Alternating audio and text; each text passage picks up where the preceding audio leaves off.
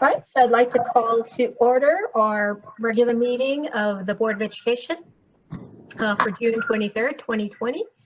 And we'll start with the Pledge of Allegiance led by Tracy Miller-Zarnicki. Okay, please rise and look at the flag on your screen or another flag nearby. And let's begin. I pledge allegiance to the flag of the United States of America and to the republic for which it stands, one nation, under God, indivisible, with liberty and justice for all.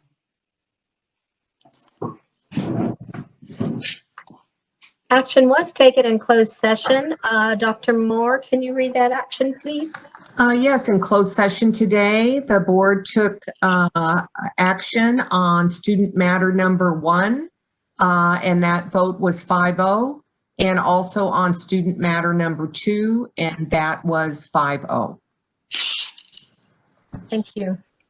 Now we have our agenda hearing period, and I do have 2 public communications that I would like to read. The first is from Tanya Nodar, ESTA President. Greetings, honored members of the board, administrators, and all ESUSD stakeholders. My name is Tanya Nodar, and I'm the president of the El Segundo Teachers Association. We at ESTA would like to applaud the efforts made to revise the ESUSD Board of Education goals for our future to reflect the values of racial equity and commit to taking a firm stance against the further marginalization of ethnic minorities. The clause added to the guiding principles is an essential and appropriate addition. We are in agreement that all students need to feel safe and included, and to take it a step further, a level playing field. We feel that the revision to Goal 1 will enable us to work towards that level playing field for our students. The entire leadership of ESTA has published to our members a collection of statements that reflect these values as well. In addition, the revision to Goal 3 in regards to professional development was also critical. We at ESTA are ready and willing to embark on this journey of self-reflection and change by engaging in professional development opportunities the district provides. PTA, our parent organization, is also committed to providing training to help educators learn how to be effective anti-racist leaders in their classrooms and school communities. The need here is effective training that empowers educators. We will ensure our members have access to such training. ESTA looks forward to working alongside the district to promote racial equality for our members and students. Thank you for your time and service to ESUSD. And the second one is a comment in regards to agenda item 7B, approval of revised El Segundo Unified School District goals for our future and core values to address disparities that affect historically marginalized groups. And this is from Tiffany Sevilla, from whom we heard last week, a former student. I fully support the revisions that Dr. Moore has proposed to the district goals. It is important to use precise language that identifies the role that policies and processes play in students' education, rather than suggesting that student behavior is at fault. I especially appreciate the use of the phrase opportunity gaps, because scholars have come to recognize that the term achievement gap blames students and their families for outcomes on standardized tests, which are known to exacerbate inequality between rich and poor students. I urge the board and all ESUSD administrators to seek out books, movies, podcasts, and other educational materials that will help you to practice anti-racism. My hope with the proposed changes is that students of the future find themselves prepared to do as Toni Morrison used to tell her students, quote, when you get these jobs that you have so brilliantly trained for, just remember that your real job is that you are free. You need to free somebody else. If you have some power, then your job is to empower somebody else. This is not a grab bag candy game, end quote. Thank you. Thank you, Tiffany. We'll move on now to special presentations, the first being instructional model for fall reopening of schools 2020-2021. Dr. Moore. Yes, as we look to the next school year, El Segundo Unified School District has really tried to get out ahead of this as much as we possibly can in order to remain transparent with our community. Obviously, we are operating under the guidelines that have been provided to us by the County Office of Education, the California Department of Education, and we are now awaiting the Los Angeles County Department of Public Health guidelines. So based on all of these various regulations, guidelines, and health orders, it is the district's intent to move forward with a hybrid model for fall and a distance learning model as well. As we continue to take time to plan thoughtfully, and we have more specifics to share, we will be sharing with our parents what each model looks like with some more specificity, and clearly outlining the safety and health issues and steps the district will take to mitigate the spread of COVID-19.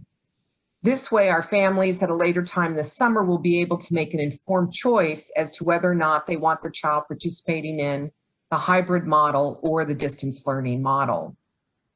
I just want to re-emphasize again, if there was a way, I think there's not a person in this call that doesn't want 5 days a week for our kids. But unfortunately, based on the current situation as it relates to COVID-19, the school district, the Board of Education, and myself are all required to follow the health orders by the Department of Public Health for the county. So based on that, we believe the hybrid model and the distance learning model still allows us to continue to build relationships with our students moving forward. So I'd like to call now on Assistant Superintendent Marisa Janicek to just once again review the thought processes that went into this decision and reassure families that we really appreciated you tuning in last week, and we'll continue to provide you information as we have more clarity moving forward. Ms. Janicek. Thank you, Dr. Moore, Dr. Nashimi, board members. Thank you for having me here again. I'm hoping this is not the first time anyone in our audience is hearing about our plan today. We have tried to over-communicate and make sure our stakeholders are involved as much as possible. As Dr. Moore shared, this is a very important decision. We have a lot of things in place that we need to look at to make sure we're making the right decision. And we still have a lot to do now that we have this decision. Can you go to the next slide, please, Mr. Gauna? Thank you. And as Dr. Moore shared, we've been receiving guidelines from Public Department of Health, from our Los Angeles County Office of Education, from a task force of superintendents that came together, which Dr. Moore was on this task force, helping guide the 80 districts in Los Angeles County with their recommendations and guidelines. So with those, we really took the 5 buckets that you see on the screen, as I've mentioned before: instruction, health and safety, social emotional, parent and community engagement, and operations as our lens to really make the best decision for ESUSD. Next slide, please. So the steps that I've taken as a district, we have really tried to involve everybody. We've had these conversations starting, gosh, I want to say in April, knowing that it could be possible that we weren't opening in fall. While we were hoping that wasn't the case, we had the conversations starting back then. We really want to make sure that we're doing the best for our students. And I don't think I can overstate this. What it looked like this spring is not what it's going to look like in the fall. It is going to be very different. We have time to plan, and I think our teachers have done a great job rolling it out without that time. But now that we have the time, we really want to do an incredible job and knock it out of the park with a hybrid model. As Dr. Moore shared, we We would love to have every student back every single day. That is our goal. The minute we are able to, we will plan for that and make it happen. We also know there's a strong likelihood that if something changes again, we could go back into distance learning. So we need to take all of these scenarios and make sure that we are planning appropriately for every single student in ESUSD. So again, we had a fall oversight committee looking at the guidelines given to us from the Los Angeles County Office of Education and came forward with 2 recommendations. We then had time to look at them with the 5 buckets, and we came up with the hybrid model, which I'll get to on a couple slides down. We also had 3 town halls last week. We wanted to make sure our parents were hearing from us, and I sincerely apologize for the late notice on the town halls. Our intent was not to give you short notice. It was to really engage and make sure that people were able to hear what we were talking about and provide comments or ask questions. Fortunately, a lot of people were able to make it even with the short notice, and a lot more have even tuned in and watched the recordings, which are on our district website. If anybody is interested, we would love for you to take a look at those. What made the 3 town halls different is each one of them had the age group with the principals involved, so we could talk a little bit specifically without details by site. And I do know how frustrating it is for our families and for our teachers too, to say, I want the details. Well, this step that we are taking today, moving forward with our fall rollout, will help us start really working on those details. And I want to compliment everyone for chiming in on the survey too. We have really looked through the data and will continue to dig in to remodel our program for the fall. And I'll get to some of the comments in the end, but I think it's just really nice to say that 1,170 of our families actually took the time to give us feedback, and we greatly appreciate it. Next page, please. Thank you. On that parent survey, last time I shared, it was about 56% that were saying their number one option was to come back several days on the campus during the week. I think it was important to show this slide because it shows that 33% also found it was their second choice. If it wasn't their first choice, it was their second choice. And that's almost 90% of our families if you put the 2 together. So we really feel good about that and know that we can do this in a safe manner. Thank you. Next slide. So here we are, and again, I hope nobody is hearing this for the first time, but we really want to deliver 5 days of instruction for our students next year. 2 of them will be in the class, 3 of them will be distance learning for option A, which is the hybrid model. We really are working hard to develop something that is more synchronous and more in person, more connected for our students in a manageable way for our staff. We know that our teachers have worked really hard. And so our Mondays are really going to be connecting with our families, but also helping plan and prepare so that those distance learning days are rigorous and engaging and really meeting the needs of our students. The second option for our fall this year will be a distance learning model, and this will be open to TK through 12th grade. Dr. Plotkin is leading the charge on this, and we're really looking at making sure that we have a program we can deliver and continue the rigor for our students also. We will be defining that a little bit better this next coming couple of weeks so that we can share that out with families and families can make a decision. For our planning purposes, we are going to need people to make a decision and to stick with it for the entire first semester. I know that that's a hard decision to make, so we're trying to give you time, but we also really need to know for planning. Hey, thank you. Next slide, please.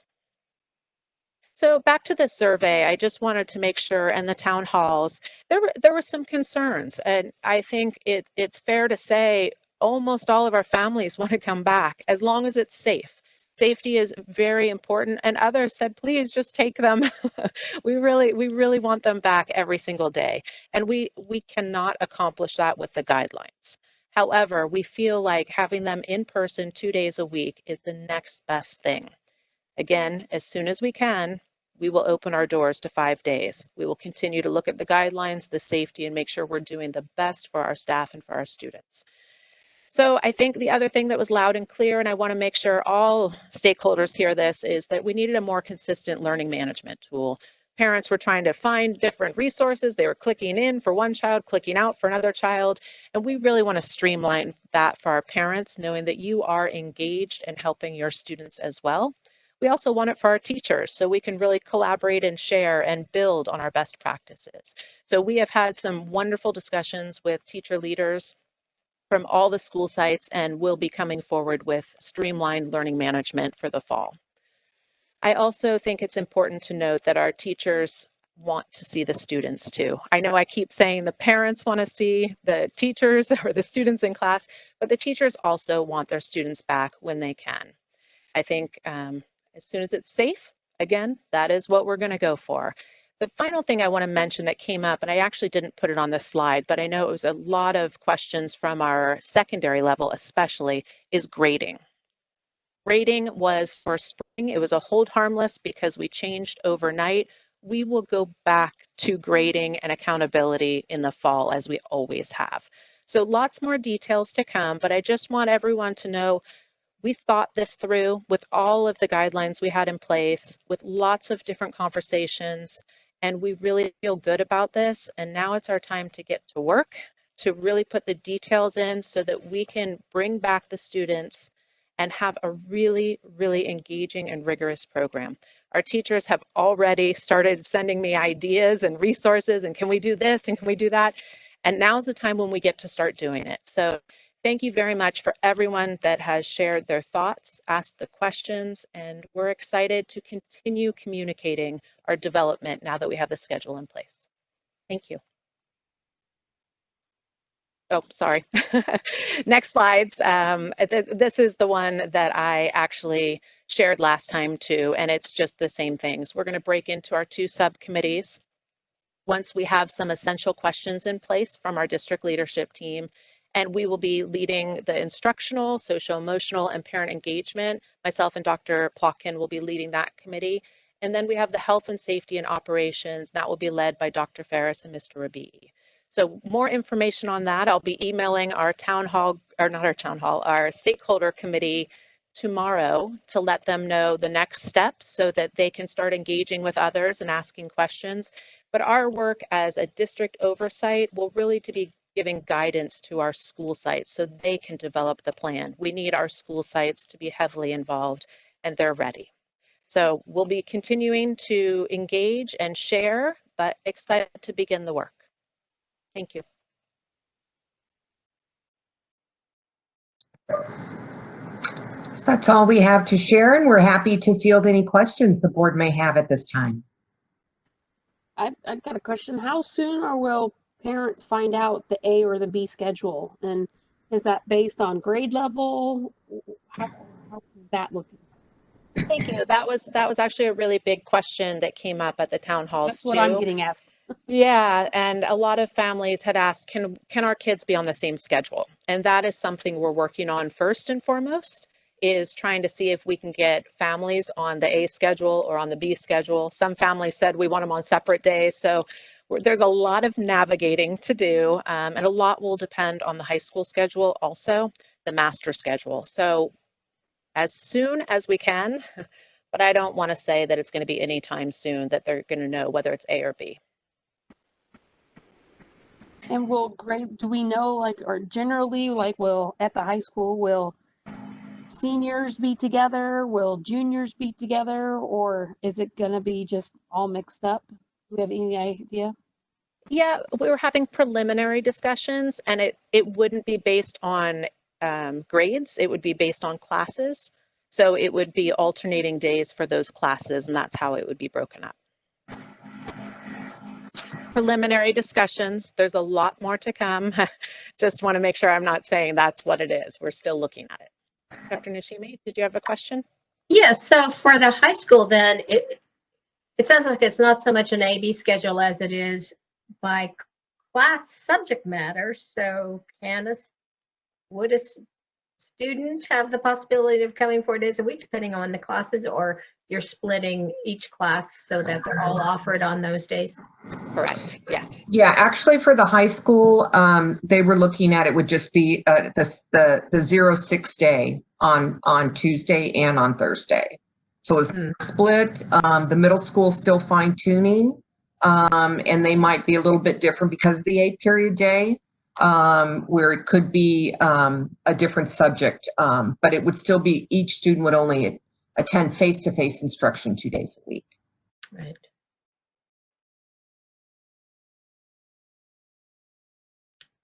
Any other questions or comments? Well, sounds like many of the details still need to be fleshed out, and so I'm sure this isn't the last presentation on this subject matter. No, I think we're probably the first district in the area to kind of declare what our intentions are.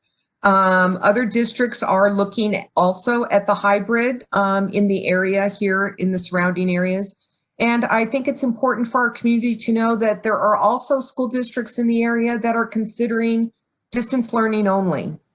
And they just look at their budget and the costs of all the safety measures you have to take. And they need to make a decision based on what they think is best for their families as well. So there are districts that will not be returning face-to-face at all.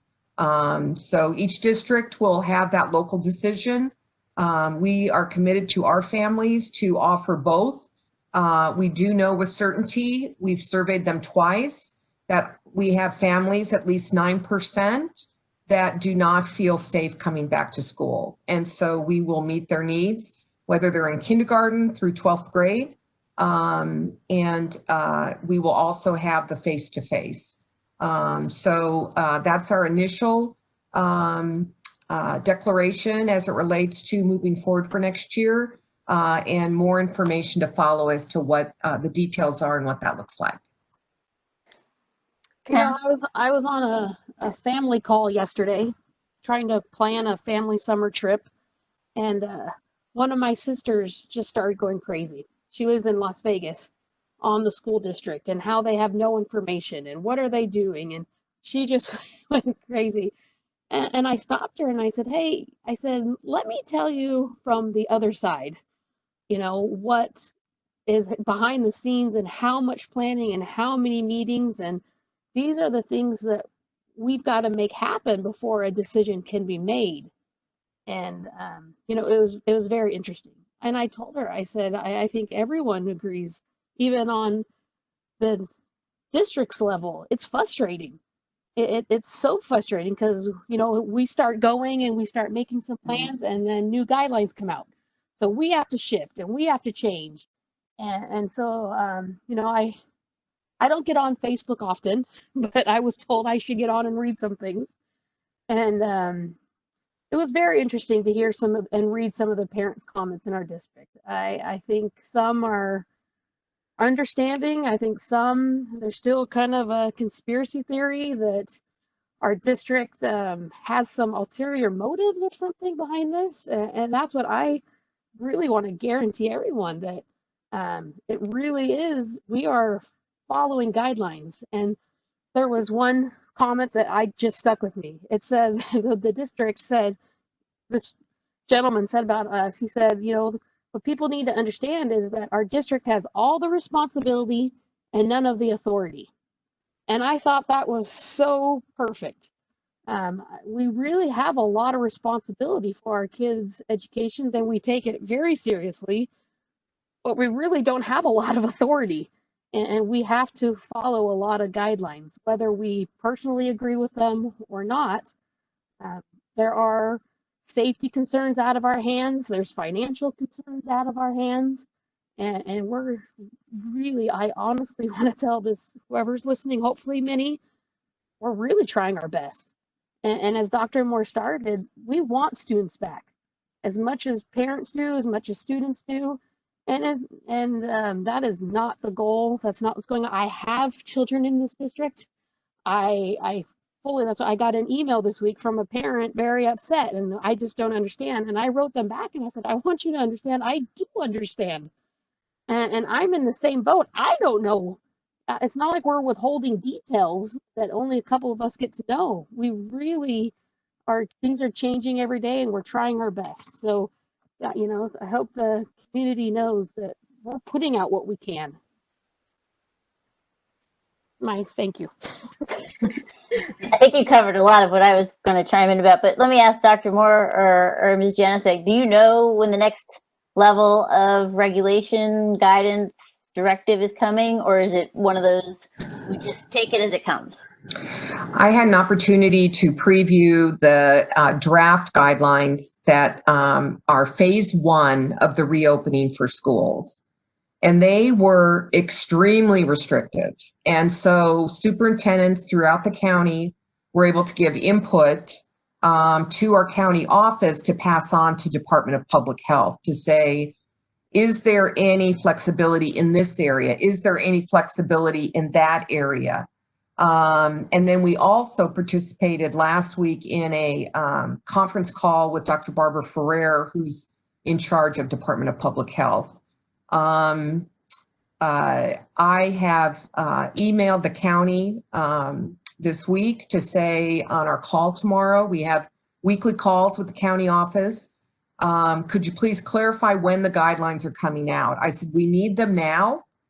And we need them now so that we can know with certainty what is a safety absolute and what is a guidance where we still have flexibility. That's a big difference. So we need to be able to plan so that we can let our families know. So I have made that request. And so we're waiting and seeing. I said, if I had my way, I would want it the first week in July at the latest, but that is just my request. So I make my request known though. Well, thank you. And it feels like it's a constantly changing target, right? This is a thing that I wish everybody would understand. This does not make any of our jobs, anybody's life in Los Angeles any easier, but it's the reality and we have to live with it. If people's expectations do not match reality, let me suggest they adjust their expectations accordingly, because all it causes is frustration when you're banging your head on the wall and the wall is not giving you an answer. So again, nobody wants to be back in school more than all of us together. But the reality, the science, the safety has to come first. And yeah, like that quote Emily said, we can't make all those decisions. We just have to respond to what we're given. So I hope that everybody follows and remembers that before they get mad about things that are beyond our control. So I really appreciate that, Vice President Miller-Zarnicki, and I really appreciated Member Clerk Lane's remarks from that parent. I can't impress upon people enough the pressure that all of us are under to get this right. I mean, we're talking about the safety of your children. So we take that extremely seriously, and every school district in Los Angeles County, every private school, every school in the Archdiocese, every Los Angeles County public school district is going to be required to follow these. It is not a health guideline, it is a health order. So this is a non-negotiable. It's also important to note, in the spirit of transparency, and this is where it gets really confusing for the public, what happens in Las Vegas, what happens in Riverside County, what happens in San Bernardino County, that's all different. That's all different based on different county health orders. And so I just once again want to stress, there were some folks on our call that said, what could our city do for us? And I want to stress once again, the city has the ability to make public health orders more restrictive, but they have no authority to make them relax. So we have great relations and support of our city council, but this is outside of the scope of what they can support and help with. You know, something else that I was getting is, people are looking at El Segundo's rates, and we're very blessed that we are staying low. We have some, but we are very low compared to surrounding areas. And so then they say, well, then can't El Segundo just go? And that's what I keep reminding people, that our staff, be it our teachers, our custodians, our our students, people are coming from all areas.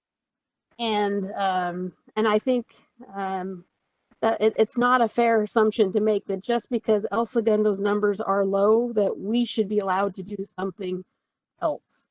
And then, you know, students that are here and their parents might work somewhere else. You know, they're being exposed and would be bringing those things to the schools. So it's just not, it's not possible. We are under county orders, as Dr. Moore just said. And then B, I don't think El Segundo, even if we were allowed to, it's not a smart move to make just based on our lower count to then go against some regulations. Right. Thank you, everybody, for your comments. And we'll move on then to the second presentation, which is on Measure ES projects. Dr. Moore? Yes, this is a good news item. We like good news. And I couldn't be happier about moving forward with summer projects. And so it is exciting to see that Measure ES is on the move. We're really getting into some deep work. So I'd like to turn it over to Dr. Dylan Ferris and Preeti D'Souza, who will be sharing some information regarding the projects that are getting started this summer. Thank you, Dr. Moore. Good afternoon, Dr. Moore, Dr. Nashimi, members of the board, and to our members of the community that are at home watching. As Dr. Moore said, we're very excited to talk a little bit about the construction projects that are underway for this summer. We have spent the last year and a half ramping up to this project, and the average person could not fathom what goes into this and the amount of people that are involved in this process. And I'm very happy to have Preeti D'Souza, our bond program manager, here with us, who are going to walk us through those projects. But before she does, I just wanted to give some acknowledgement to a few folks, starting with all of our principals, our teachers, and our staff who are really being flexible. Thank you for being flexible with us as we work through this. There's certainly going to be some periods of discomfort while we make this happen while managing an instructional program. I also want to recognize our business office staff and a special shout out to our bond accountant, Shannon Lutterlow, for all the work that they're doing on this. Our director of operations, Ali Rabi'i, has just been our can-do person who manages all aspects of the operational side of things. Our facility advisory committee that meets monthly and works with us through the design process and challenges, and sometimes helps us with value engineering decisions. Our bond oversight committee, and of course, Telecu Bond Construction Management and their team, and the myriad of vendors that are involved in this process. I could spend the next 30 minutes talking about each one of them, but with no further ado, I'm gonna hand it over to Preeti to talk about some of the things that are happening right now. Just a second, there we go.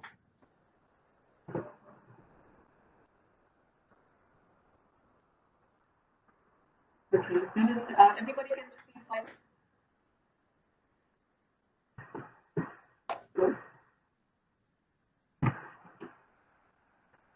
Dylan? Yeah, can Yeah, you can, okay. Can everybody hear me okay? I can hear you. It's a little muffled. Okay, I'm gonna try and talk right into the microphone. Better? Great, so I've divided the presentation into parts. We're gonna start with the perimeter fencing project that we're just wrapping up. We'll go into the projects that are just awarded, and then we'll complete with the projects that are currently in design.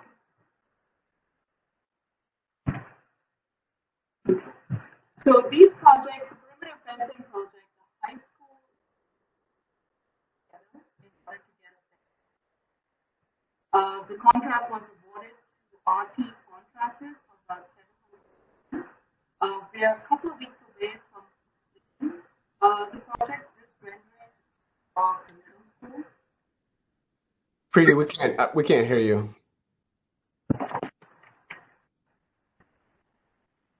You want to just take over, Dylan, because I think I have a problem with my mic. Sure.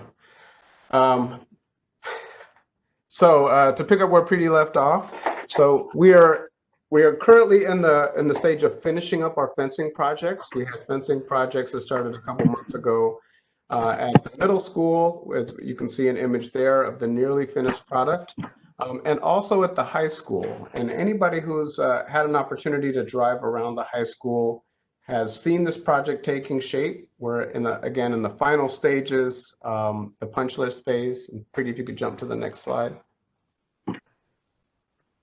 Our new fencing that include brick veneer columns have taken shape around the entire campus. Our security fencing was one of our top priorities.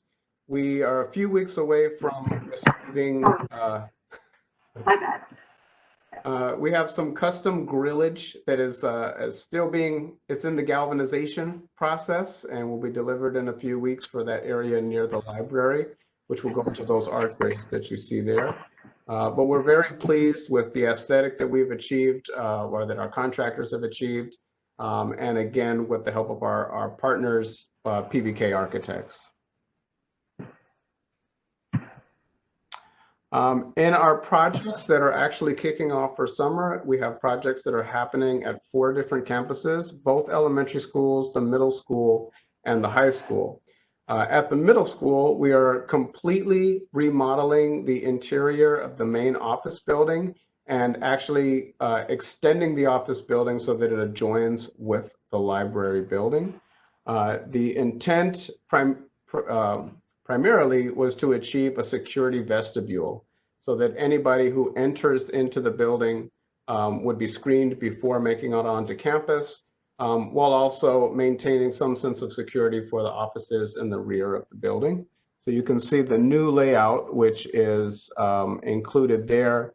I can see Preeti has her mouse hovering over the new reception area, which would be the security vestibule.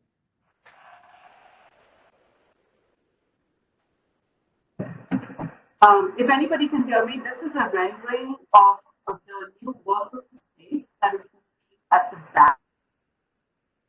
So yeah, so I'll interpret for Preeti. The rendering on the right-hand side of the image is of the new teacher workroom that is going to be occupying the space that is between the added space between what is now the library and the main office building.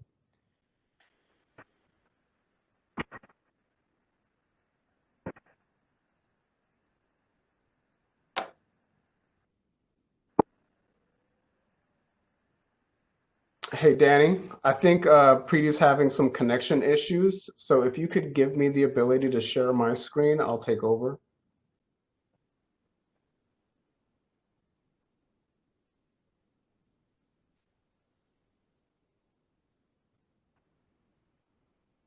Okay. My apologies for the technical difficulties, but just moving on, still on the middle school. We have a few more renderings of what the middle school remodel will look like. This image that you see here is of the reception area and security vestibule. And here's what it looks like today if you were to walk into that building. So we wasted no time with demolition. It's already been gutted, so there's no turning back at this point.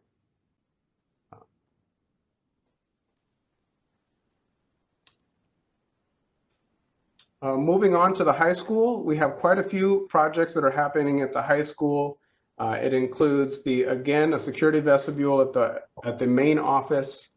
We will be doing some window replacements in the engineering and art building. Both gymnasiums are receiving some upgrades, including a complete floor replacement in the North Gymnasium, and then new bleachers, new hoops, and some floor refinishings, and we'll be adding complete paint to this project as well. And then finally, the baseball field fencing replacement.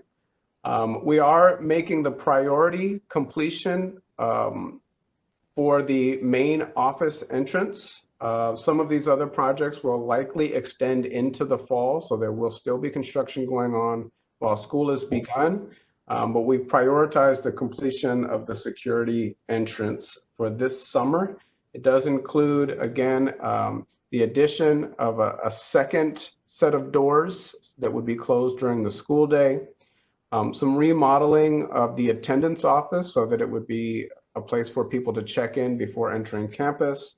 And then as you can see here in the main hallway, we're going to be doing some lighting upgrades in that area.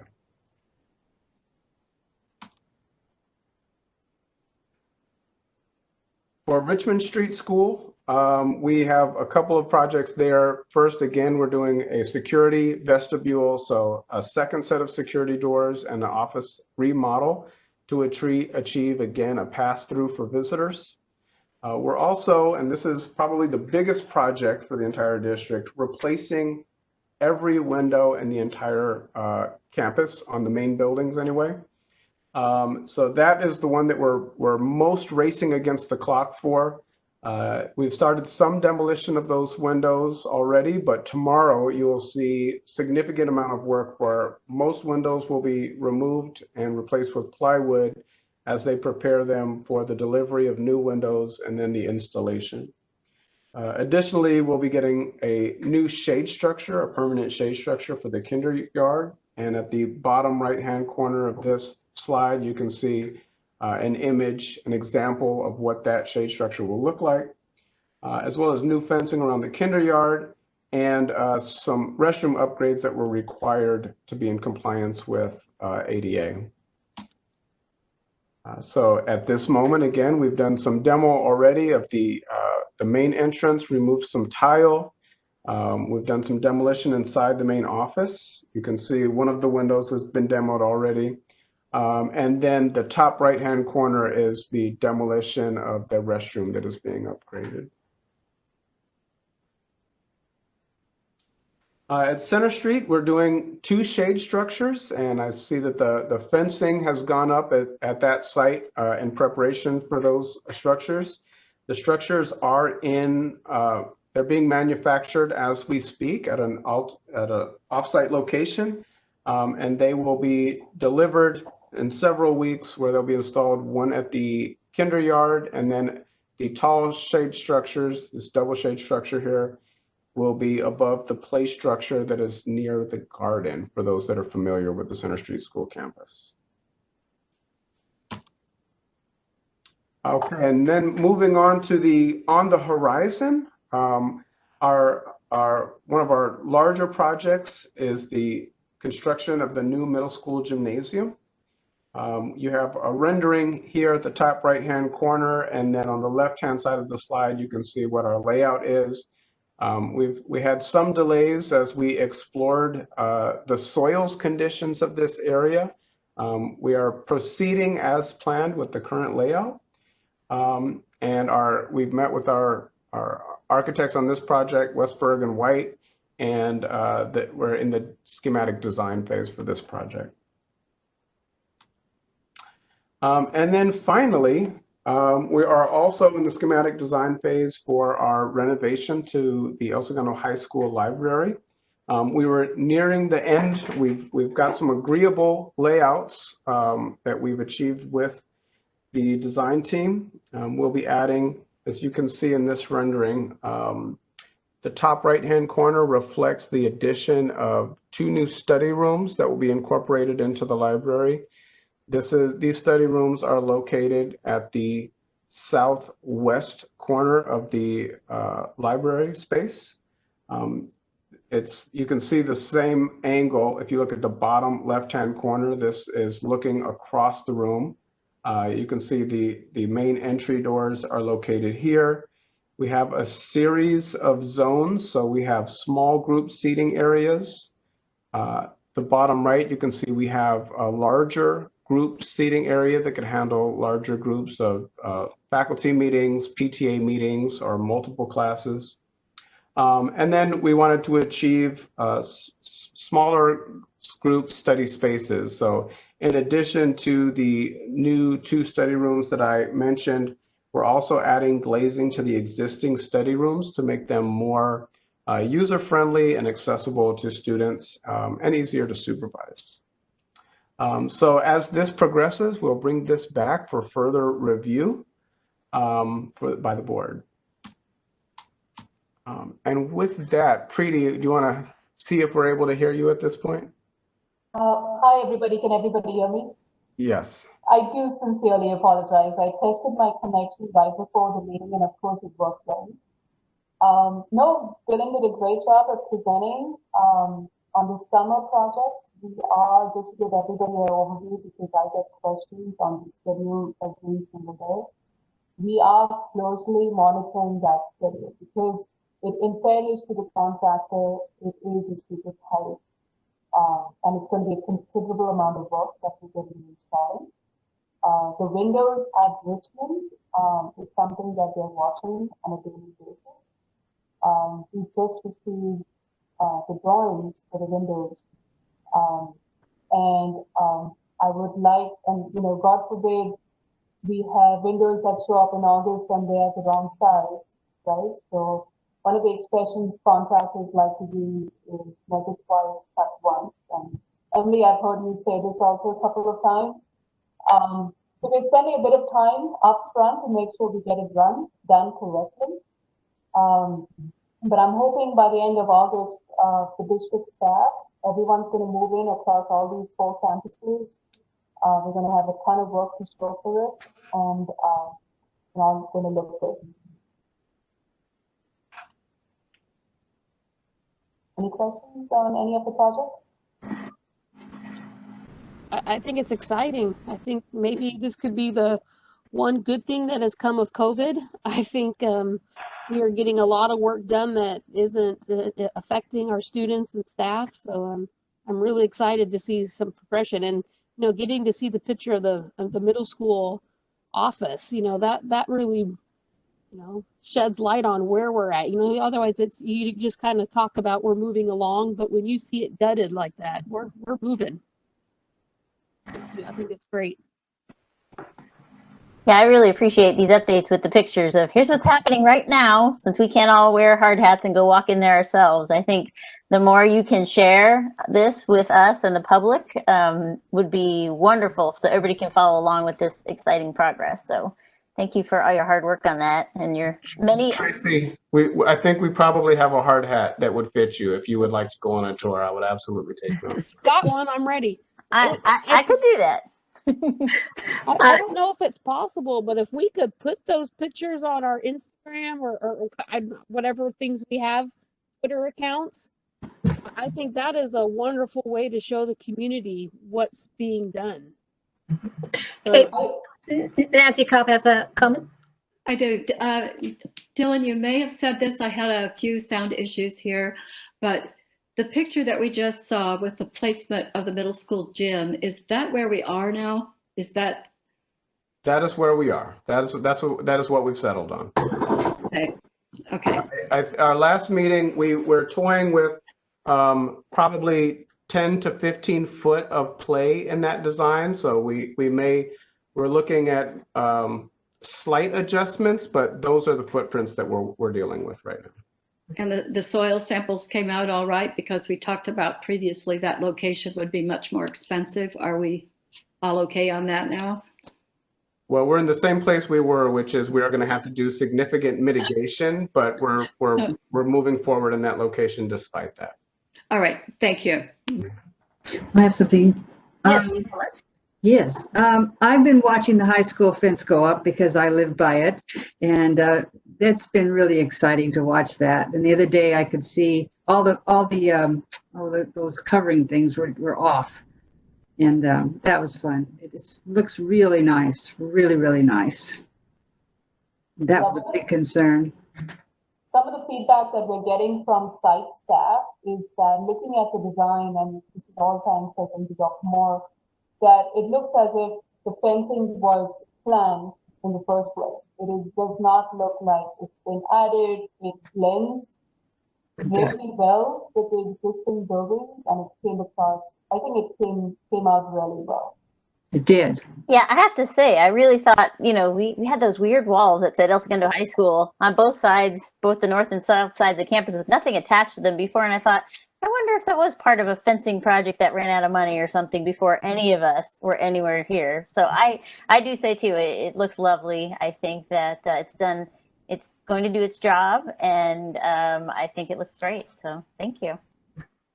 And Tracy, to your comment on if you are interested on a site tour, I have offered to give site staff tour, board members tours. It's very different when you see these renderings, right, and actually walk into the space and picture a complete space gutted and, oh my gosh, 3 feet is actually so small, right? So we offer site tours. One of the things I wanted to mention, since we were talking about the middle school learners, construction is always have unforeseen conditions, right? One of the pictures that Dylan showed, I mean, there is asbestos in these buildings are really old. We did find some on actually Friday afternoon, perfect timing, we found some ceiling material which was coated with asbestos material. We're working around it and making sure that we take care of it in the right way. One of the district vendors is ATEC Consulting, who is actually monitoring the abatement of asbestos and lead for these projects. And they're making sure we're doing it the right way. Well, I know I would be interested in a tour, and it sounds like some other board members are. It'd be nice if we could sign up for some times and take a look. Yeah, you're obviously permitted to do 2 at a time, unless we want to agendize and then it becomes a full meeting. Right. I think just for social distancing reasons too, I think perhaps we can do something 2 and 1. I think it's great to be able to see what's happening. Dylan, perhaps you can propose some times and we can send out an email on that through Tracy Adams. I would be more than happy to. Oh, Wonderful. Happy All right. meeting. Right, thank you. Thank you. All right, we're going to move ahead to our consent agenda. Oops, wait. We're not. Discussion? No, discussion. That's right. We have consideration of board meeting start times for 2020-21 school year. Dr. Moore.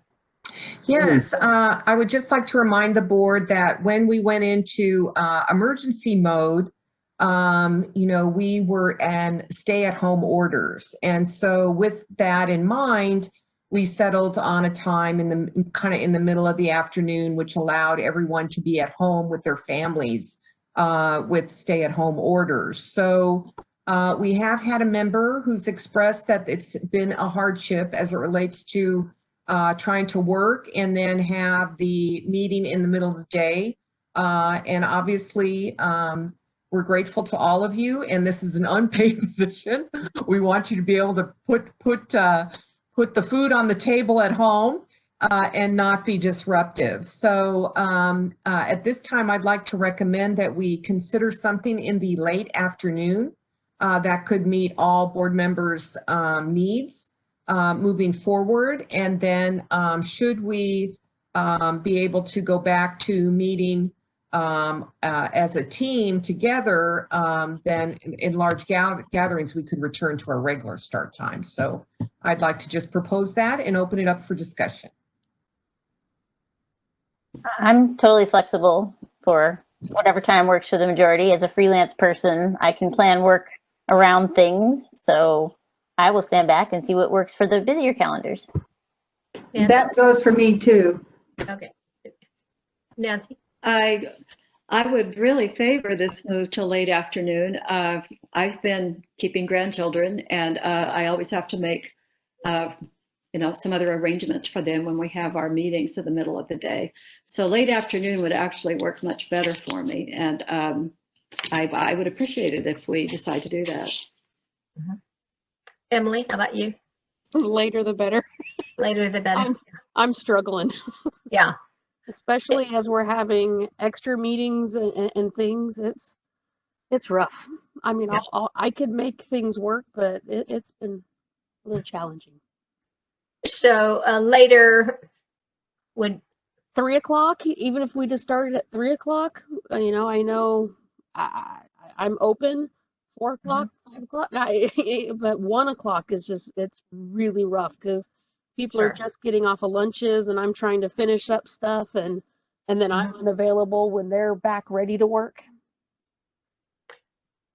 I'm fine with 3. How about Nancy? Does 3 o'clock work for you? Well, the kids usually get picked up between 3 and 4, so a little bit later is more convenient.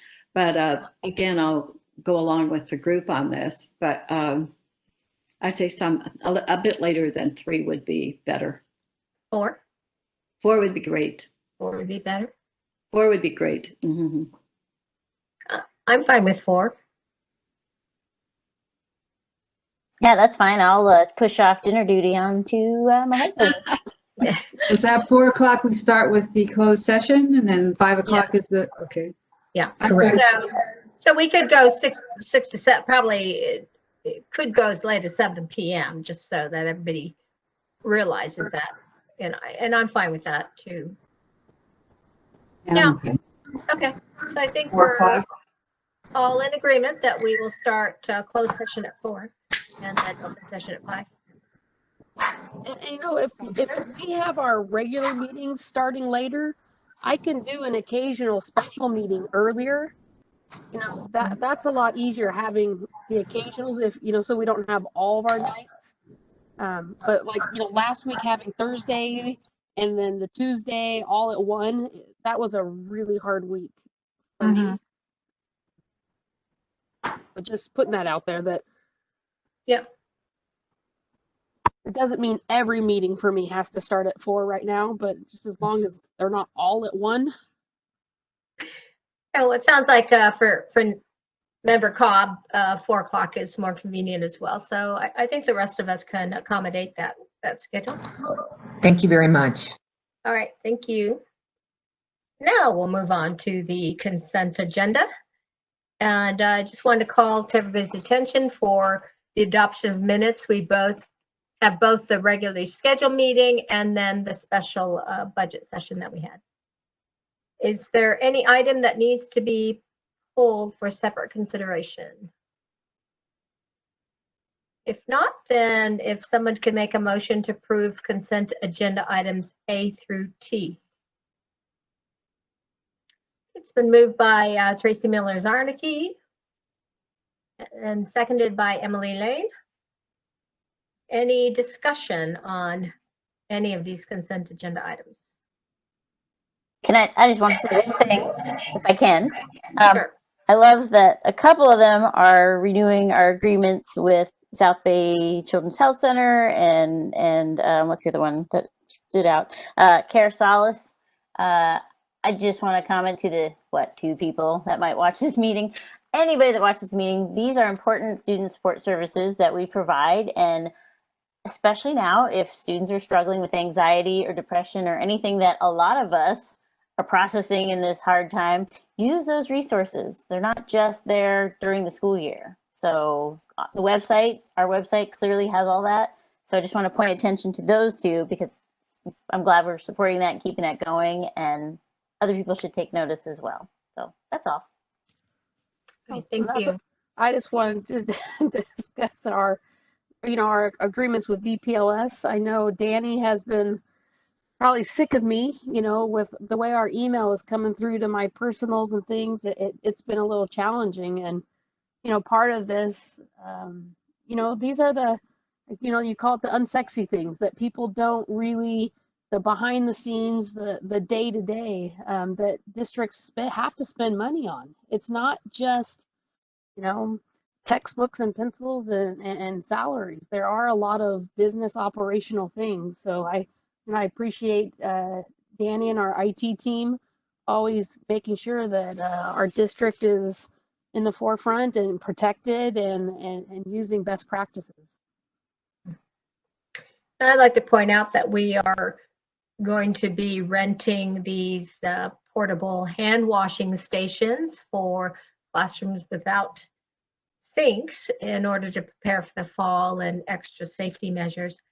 That it was interesting when I spoke with Dr. Moore that that's one of the items that is in short supply, and rental is the best we can do. So it's at least nice it's made available. But I know it's interesting, the different items that you hear are in short supply. I found out that sewing machines are in short supply. I bought a new one this week, and The dealer said he's got 12 on back order. I bought a floor model so that I could get my hands on a new one and sold mine within an hour. So there's a great demand for sewing sheets. All right, so we'll take a roll call vote on consent agenda items A through T. Tracy, your vote. Aye. Emily? Aye. Nancy? Aye. And Paulette? Aye. I vote aye. So consent agenda is approved 5-0. Next, we'll move into action items, starting with acceptance of gifts. So Emily Lane, if you would read those gifts, please. Let me get myself unmuted. In accordance with Board of Education policy number 3290, the board makes gifts as long as there is no conflict with their education or public laws. I'm truly grateful as we talk about and have extra budget meetings. So our donations are greatly appreciated. Project Lead the Way has donated $5,000 to the Richmond Street Elementary School. And to save everybody, Elscona Middle School has 7 separate items. Instead of reading word for word and reiterating myself, I added up the 7 gifts to be $24,803.30. And so that is from Elscona Middle School PTSA to the Elscona Middle School. And we talked about this before. I know they do that because PTSA earmark, you give for a certain need. They don't just gift a lot of money for us to decide. So thank you, PTSA, and those items will go as you directed. Elscona Kiwanis, $1,300 to Arena High School, and Max Brown and Max Silvesi for $400 to Elscona Middle School. Thank you again to everyone, and I move approval. May I have a second? I'll second. Okay, seconded by Tracy Miller-Zarnicki. Any discussion? Then roll call vote. Tracy, your vote. Aye. Emily? Aye. Nancy? Aye. Paulette? Aye. And I vote aye, 5-0. Thank you. Next, we move into item B, approval of revised Elscona Unified School District goals for our future and core values to address disparities that affect historically marginalized groups. Dr. Moore? Thank you. I'd like to first thank the board for the very thoughtful discussion that took place at the June 9th meeting regarding previewing changes. At that discussion, I believe helpful and essential issues were raised to even strengthen the document further. So I would like to thank the board for the contributions that collectively you made to make this document even stronger. I do want to make note that on the document, I had used the wording that came out of the Office of Civil Rights as it relates to and refers to the word sex. And that specifically was to include gender and gender identity and gender expression. So just as a precautionary measure, we don't want to have to bring this back again. I did reach out to our attorney to find out, is the word sex enough to fully capture all of those groups and those students as well? He indeed said, yes, it is. And that is actually been confirmed through the recent Supreme Court ruling that took place.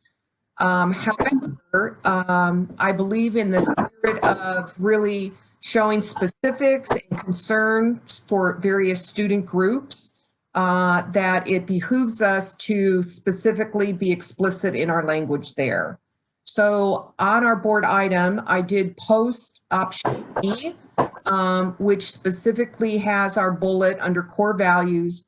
All students shall have access to a high quality education, regardless of their race, color, and national origin, disability, gender, gender identity, and gender expression. So I believe that more explicitly and specifically identifies all those students. And I think it's really important that when we are trying to demonstrate that respect for our Black students, that we should also do that for those students that are LGBTQ. So I recommend approval of option B. So a motion to approve the goals and core values, approved by Nancy Cobb, seconded by Paulette Caudell. Any further discussion on Dr. Moore? I just wanted to add, I had numerous thoughtful emails from parents who were very pleased with this recommendation. This correspondence went out to all families with the link to the document, and families were extremely supportive that this is the right time to address this. They appreciated the specificity. In addition, we're very thankful to our El Segundo Teachers Association, who shared these values as well as shared a letter of support. And we also appreciate our student alumni, Tiffany Silva, who wrote for 2 meetings in support of this. So thank you to everyone for expressing your support and caring about our students and the best next steps for our district. I think this is just another example of our commitment to the cycle of improvement. Tracy and then Nancy.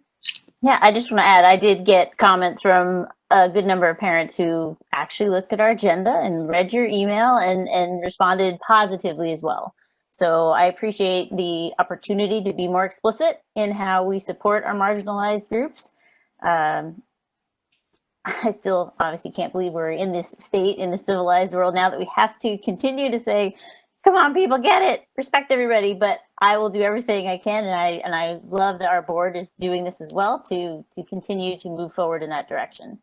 And I just wanted to add that I totally support the gender-specific wording.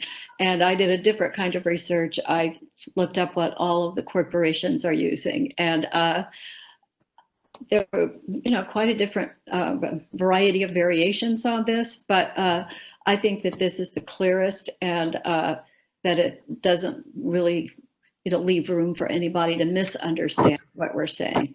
So I agree with that change. Any other comments? I just, I think it's great that we're making a statement, but I think Paulette kind of mentioned this last meeting of, great, now what do we do with this? I hope that, this is read at a faculty meeting or read somewhere, that as much as we have meetings, I know a lot of people don't watch this. And so I hope we find a way to get it out and to do these things, because words are wonderful, but action is better. And so I hope we can find a way to get this out and have it be heard. I'd love reporting back on actions that are taken. If there's a way to make that flow public, that would be great, just so that we can all follow along again on this journey. I'm very appreciative that ESTA is so supportive of having professional development opportunities around the issue of race and equality and inequity, those equity issues, because I do think sometimes we're just not even aware of, I guess, attitudes and comments that might be insensitive to some groups. And it's just a matter of, I think, training ourselves so that we realize, hey, that making a statement like that can be offensive, or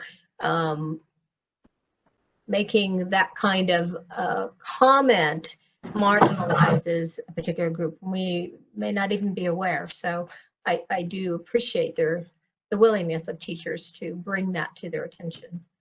Yeah, Paulette? Does this become part of the faculty handbook? Will this become part of their faculty handbook?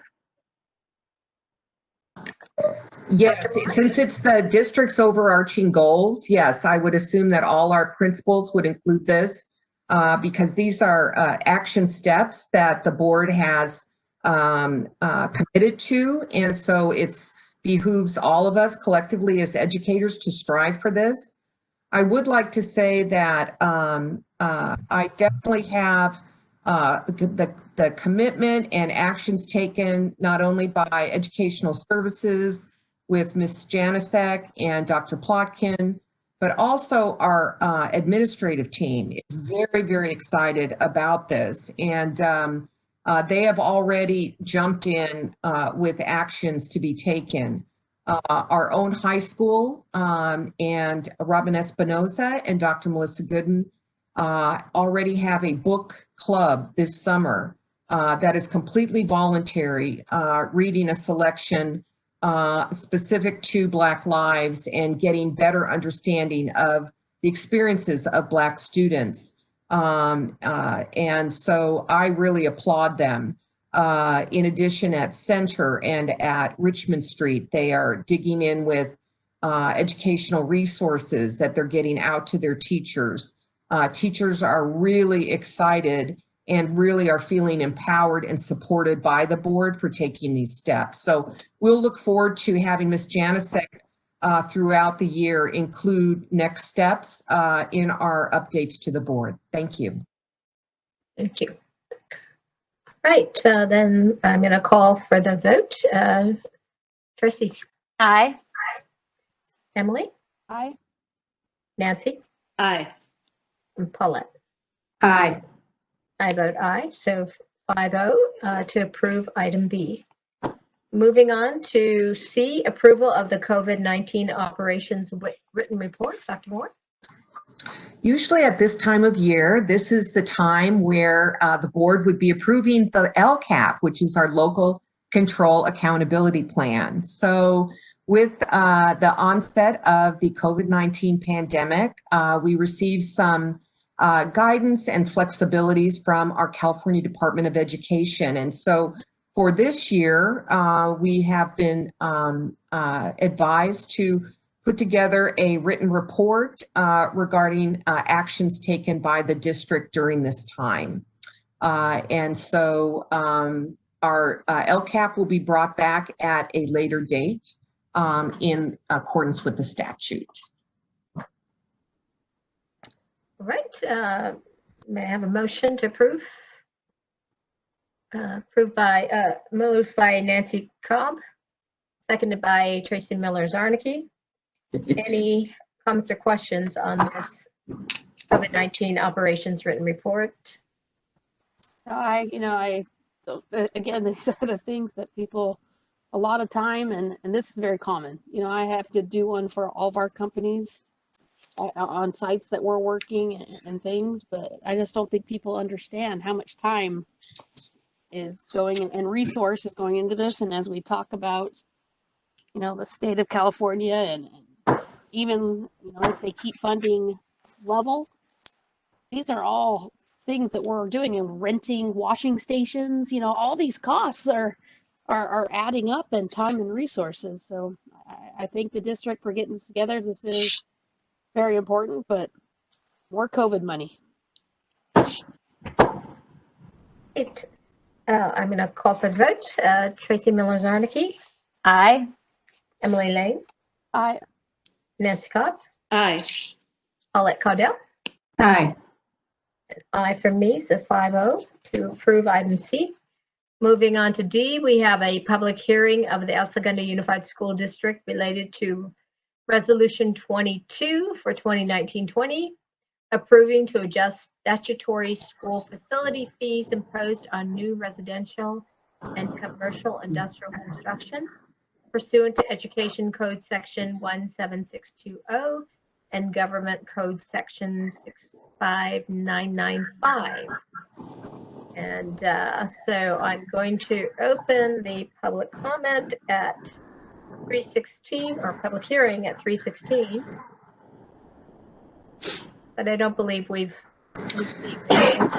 Dr. Nishimi, I can confirm we received no public correspondence as it relates to this public hearing.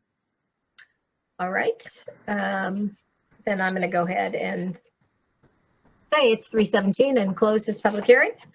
And we'll move on now to approve the resolution 22 for 2019-20 to increase statutory school fees imposed on new residential and commercial industrial development projects. Dr. Moore, just a reminder what this is. Yes, we brought this to the board at the end of May, and at that meeting, we pulled it back as there were some additional questions board members had regarding where the district was as it related to this matter. Since that time, we have had a meeting where we were able to fully describe the district's history as it relates to developer fees and provide comparison data regarding El Segundo Unified and other school districts in the South Bay. And so at this time, I recommend approval. Right, motion to approve. I'll move. Oh, Okay, Tracy Miller-Zarnicki moves to approve and seconded by, I'll say Nancy Cobb, since I saw Fine. her hand first. That's fine. Any further discussion on this item?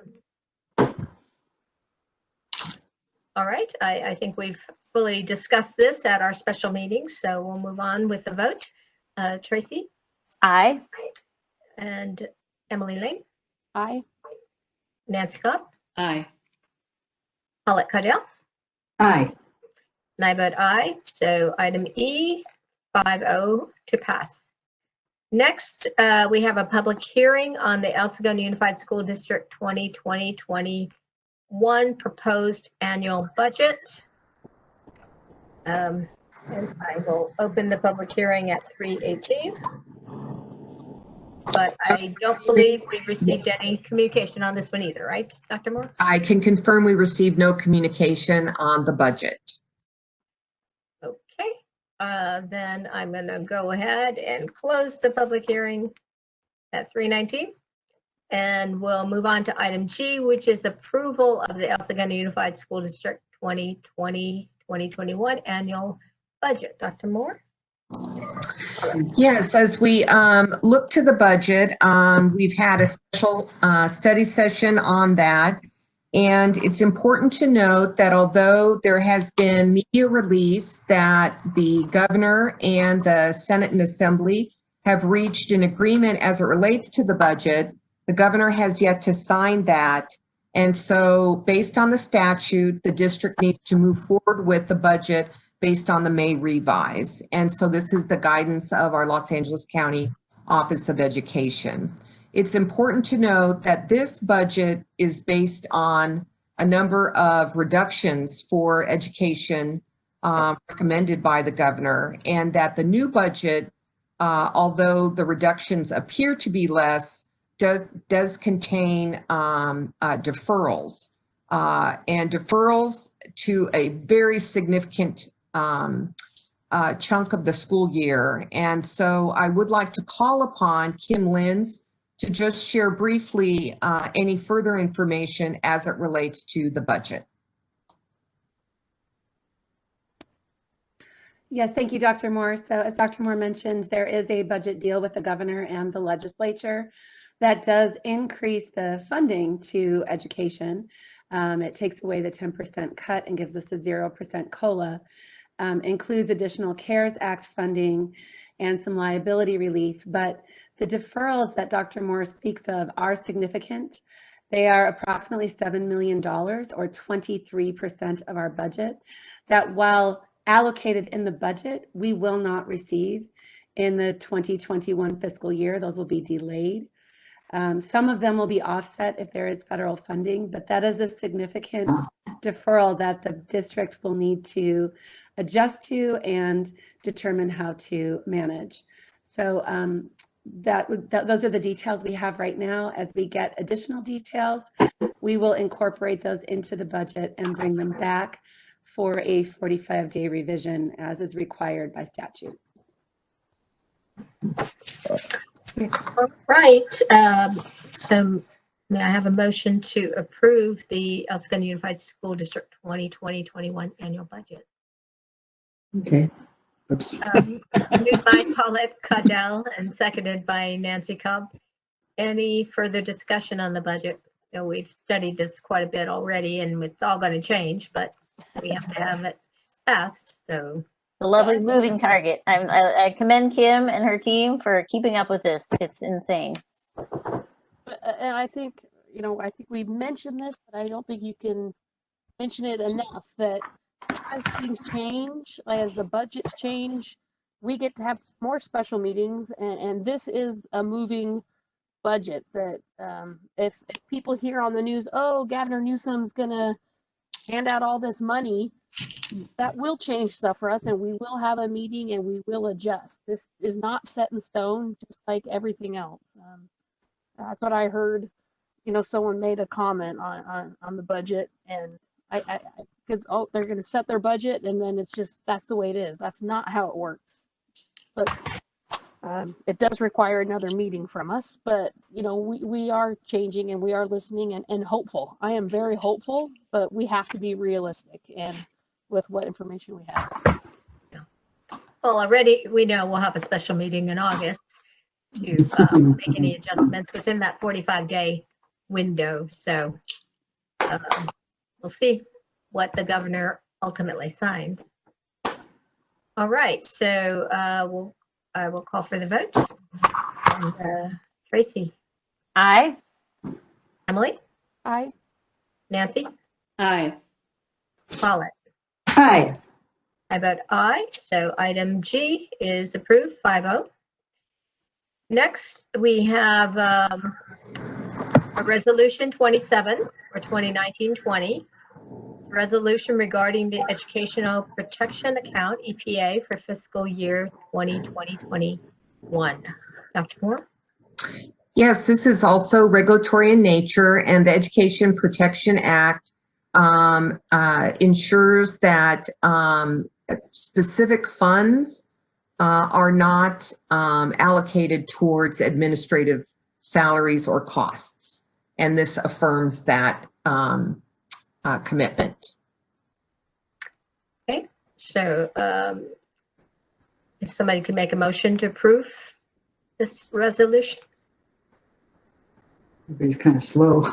Okay, moved by Tracy Miller-Zarnicki and seconded by Emily Lane. Any discussion on this resolution? We do this every year. Okay, then I'll call for the vote. Tracy, your vote. Aye. Emily, Aye. Nancy, Aye. Paulette, Hi. and I will vote aye as well. So 5-0 to approve item H. Item I is another resolution, number 26 for 2019-20. Resolution to commit to necessary budget reductions in the 2020-21 and subsequent 2 fiscal years to ensure fiscal solvency. Dr. Moore. Yes, this resolution ensures that although the plan that is outlined in our budget may or may not be able to be realized, that the district would take the appropriate steps to ensure that we will maintain fiscal solvency and an appropriate reserve in the out years. Okay, may I have a motion to approve resolution number 26? Moved by Nancy Cobb, seconded by Paulette Caudell. Any discussion on this item? All right, so roll call vote. Tracy? Aye. Emily? Aye. Nancy? Aye. Paulette? Hi. I vote aye. 5-0 to approve resolution number 26. Next, we have approval of transfer of funds from the Unrestricted General Fund 01 to the Post-Employment Retiree Benefits Fund 67. Dr. Moore. The district has had a practice on an annual basis to use mandated cost reimbursement funds and transfer to our post-employment benefit funds. So this is not to exceed $150,000. Our post-employee retirement benefits fund is necessary to ensure that we have health benefits when we have in accordance with our contractual obligation. Great. May I have a motion to approve this transfer? Okay, moved by Tracy Miller-Zarnicki, seconded by Nancy Cobb. Any discussion on this? No. It's good that we're meeting our unfunded liabilities in this way. I think it's important for not only our retirees, but for our fiscal fiduciary responsibilities, I think. Okay, so I'll call for the vote. Tracy? Aye. Emily? Aye. Nancy? Aye. And Paulette? Aye. I vote aye, so item J is approved, 5-0. Next transfer is approval of transfer of funds from the routine restricted maintenance resource to the deferred maintenance fund 14. Dr. Moore. Yes, this is also an annual item that we bring before the board at this time of year, and our deferred maintenance fund 14, it would not exceed $150,000. Right. Motion to approve. Moved by Nancy Cobb. Seconded by Emily Lane. Any discussion? All right, I'll call for the vote. Tracy? Aye. Emily? Aye. Nancy? Aye. Paulette? Aye. And I vote aye, so item K, 5-0. Item L, approval to enter into an agreement with VPLS Solutions for Fortinet firewalls for cybersecurity. This sounds really important, Dr. Moore. Cybersecurity is very important, and there have been a number of school districts that have been hit with malware. This is very important expenditure, and this will protect our district from any kind of virus and vulnerability. So this I strongly recommend for board approval. Right. I'd like a motion to approve this agreement.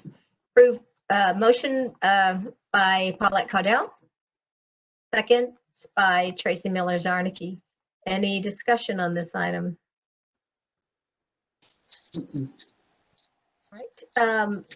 Dr. Moore, this doesn't prevent the Zoom bombing and those kinds of items, right? But I know Zoom is implementing their own extra security. So this is just protect the integrity of our data. Yes, that is correct. It would not prevent Zoom bombing. You need to take the appropriate steps with Zoom, and Zoom has strengthened their protocols to prevent that. Mm-hmm. Right. I will call for the vote. Tracy? Aye.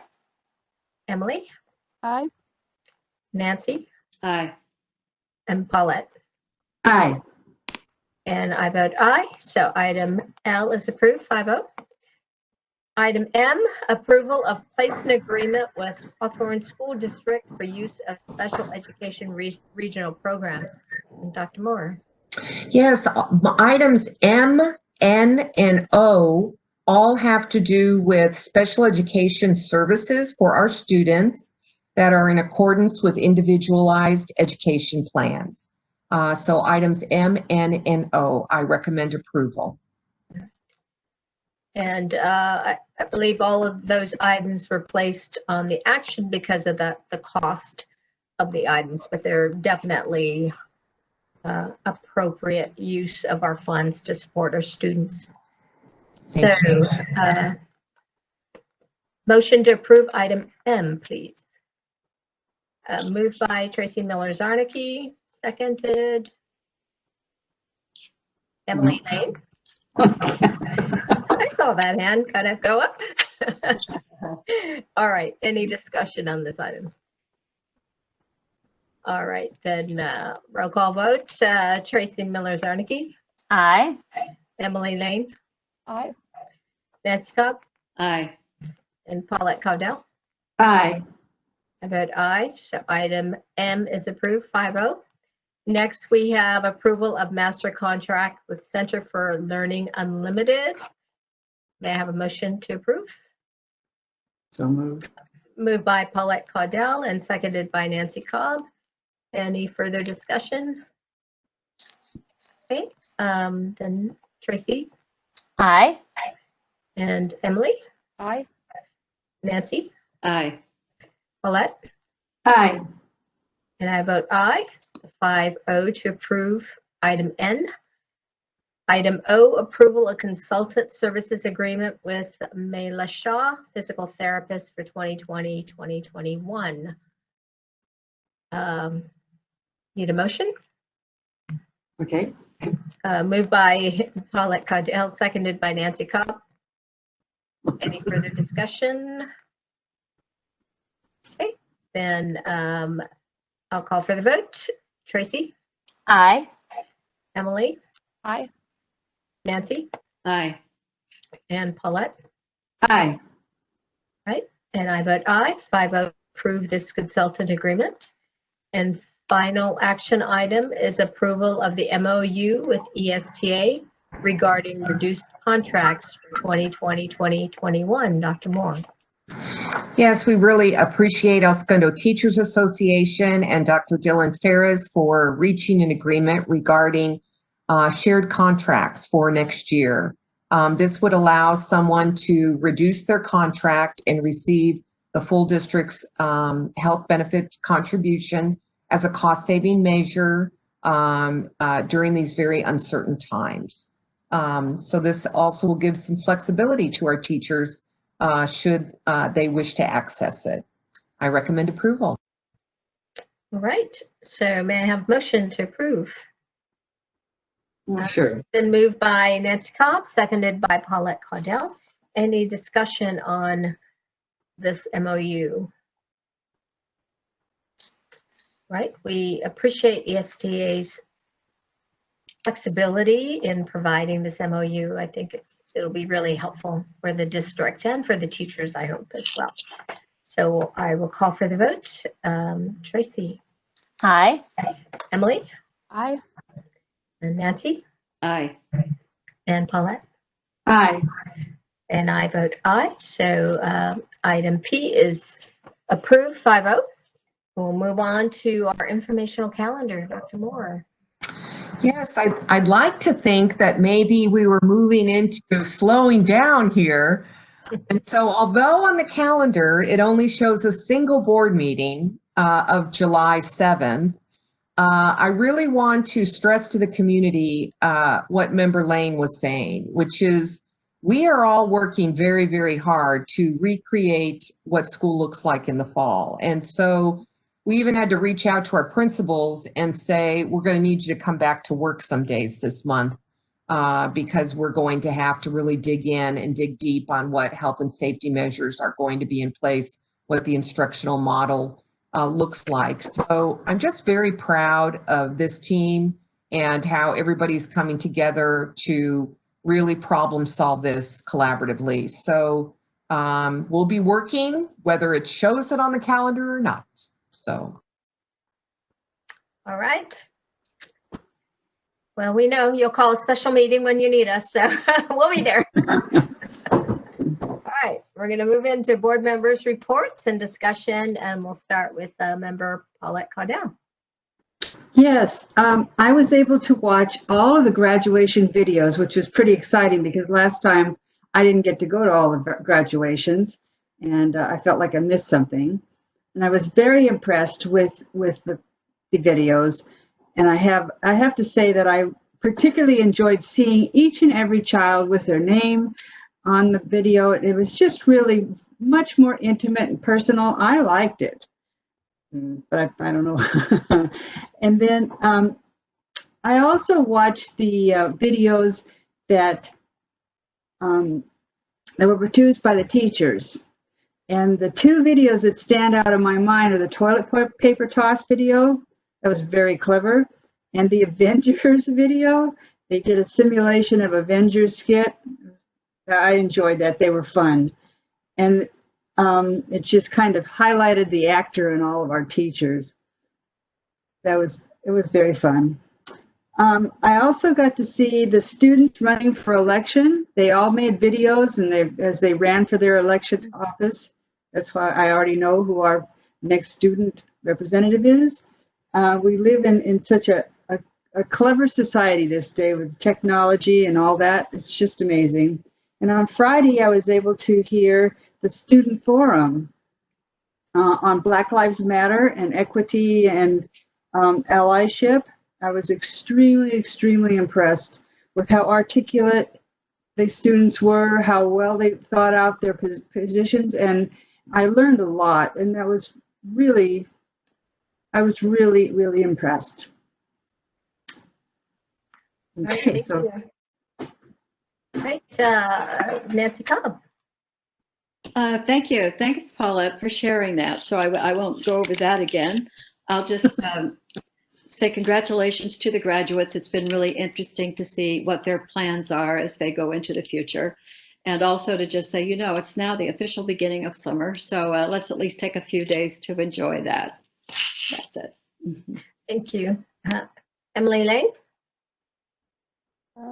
Yeah, it's been a lot of budget meetings and discussion on that. I'm thankful to get through last year.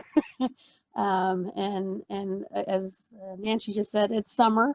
I think I know my kids are taking a breath. I hope everybody else is taking a breath, and it's good. I was able to listen to the town hall also. I think anytime discussions happen and voices are heard, it's a good thing. I look forward to where we move forward on all types of things. I think I can't believe it's already almost the end of June. I feel like time is just flying, and so hopefully ESUSD has enough time to to really think about next school year. It worries me, and that's why I'll be very frank that these are just crazy times. Education has just been turned around, and every day I get questions and thoughts, and I have my own questions with a daughter that's going to be a senior this year of, is she going to get to graduate? We're already going there, and those thoughts. I mean, she will graduate, but what is that graduation going to look like? What's homecoming going to look like? There's just a lot going on. So I thank our teachers and our staff and our custodians that are moving things around, trying to get things ready. It's, as Dr. Moore said, July, it was wonderful when I pulled that calendar up, but that's not the truth of what's going on at all. So thank you to everyone that's continually going to make this summer is going to be very different, getting ready for the unknowns. Thanks, everyone, and see what happens. Thank you. Tracy, your report? Yes. Besides the budget meetings that we've enjoyed, I also participated in the Tech Advisory Committee meeting and several reopening committee meetings. So it's a lot of good thinking with a lot of smart people and a lot of stakeholders all across the board. So it's great to hear everybody coming together and talking. And a further step of that is the town halls that Ms. Janicek pulled together in between trying to help, support our district with promotions and graduations and all those kind of things. So I just want to say to everybody that found time to tune into those town halls and those who watched afterwards, it's great. And I love that Ms. Janicek is taking all the questions down and making sure that we can answer them going forward, because it's important that we clear up as much as we can, even though every step seems like there's a new question that comes up. It's a process, and I appreciate all the thoughtfulness that's going into somehow moving us forward into what's going to be the fall. And yeah, congratulations again to all our promotions and graduates and everyone that just made it through this distance learning thing. So hopefully you can enjoy some summertime and grab a book once in a while, brush off the brain a little bit, but still no rush for that. I am glad that the high school and with the support of Dr. Moore, I know was able to pull together the student forum that Paulette mentioned. Important discussions to have, and I hope we can keep having them. I hope that we have opportunities arise now where we can talk about those things regularly and make sure that our community feels included and respected and everything across the board. So I hope that is the start of things that we just start to do regularly, we continue to do. And I guess the other thing I want to say is congratulations to the PTA Council on finishing 1 year and appointing new officers for next year. I do know there are a few chair positions still open there. If anybody was like, "Oh, did I miss my chance to be part of PTA Council?" You did not. There are positions open that we can connect you to. And I guess lastly, I just want to say thank you to all of the staff that was standing on the streets collecting books and handing out yearbooks. And all that great stuff seemed to happen really smoothly, even though I had to drive by the high school twice because my child left one of his books at home the first time we did that. But again, it was all really well organized. And again, nothing we thought we'd ever have to do. But thank you for standing on the street all day for all of that. And happy summer to everyone. And we'll see who we see in various meetings between now and actual start of school. Yeah, I did want to thank the PTA Council for their honorary service award to Nancy Cobb and myself. Really appreciate that recognition. And, you know, normally we do this at the Founders Day tea, and I missed that gathering, but thank you so much to the PTA Council for that recognition. And, you know, I'm just so appreciative of all the hard work that went into making these commencements and promotional ceremonies so personalized for the students. So, you know, even though we couldn't meet in person, I'm just so grateful for all the work that went into producing all those videos on the part of the faculty and the administrators. So thank you for making it special. And I will move on to Dr. Moore. All right. Well, being that this is the last meeting of this school year, this is the time where I kind of do a what a difference a year makes. So just once again, true honor and privilege to serve this Board of Education in this community. And I just want to highlight some of the significant work the board has accomplished this year. So I think of all the years I've been here, this is the end of year 6, entering year 7. I think there have been more board meetings this year than ever before. So I've got 19 regular board meetings and 12 special board meetings or workshops, 12. And those 12 were big ones too. It wasn't just like they were like a quick one and done in an hour. They were some big issues. So based upon a conservative estimate, preparing your time for the meeting, taking that into account, attending your adjunct assignments or events, and keeping in mind, a lot of this at the end was all virtual, but that didn't mean that it was any quicker. Taking time to watch the videos, I'd say roughly 140 to 150 hours, easily. And that's not even taking into account any emails, phone calls that you get. I mean, and let's remember, public, none of you get paid to do this. You do this because of your love of kids and your commitment to this community. So thank you for that. You listened to approximately 37 presentations and 20 updates. And other noteworthy accomplishments include successfully that the district was recognized as only 2 Project Lead the Way districts for 2019-20. We were actually ranked as top 3% of best school districts in America and the top 8% in California on niche. We rolled out the graduation profile, and it's really taking. The seeds are out there and they're growing. And they're continuing to grow. And it's so exciting to see these competencies really being stressed. Today, once again, we readopted our board's goals for the future and now core values that explicitly focuses on all our kids, every single student. In addition, we issued $27 million in Series A bonds and really are into a full bore summer projects all over the district at every school. and we rephased and rescoped Measure ES implementation from 4 series to 3 series to get the best bang for our community's buck. We finalized joint agreements with the city for a parking lot. And I believe we swiftly responded to the COVID-19 pandemic that resulted in our school closures and implemented distance learning day one and moved to virtual board meetings. So in addition, there have been a number of wonderful things that have happened at the school sites that I will share with you in the email. But I just want to say your work as a board continues to be significant, and the contributions towards the district's collective accomplishments are certainly now, and I think even more now, matter most. So just a reminder that the budget will be eliminating COLA, and with all of the safety requirements and precautionary measures we need to take, we'll have an additional $1 million in PPE and disinfectants and safety measures that we'll have to include. So I know the business office with Ms. Linz and her team will digest what the budget means for ESUSD. And I want to stress again that deferrals to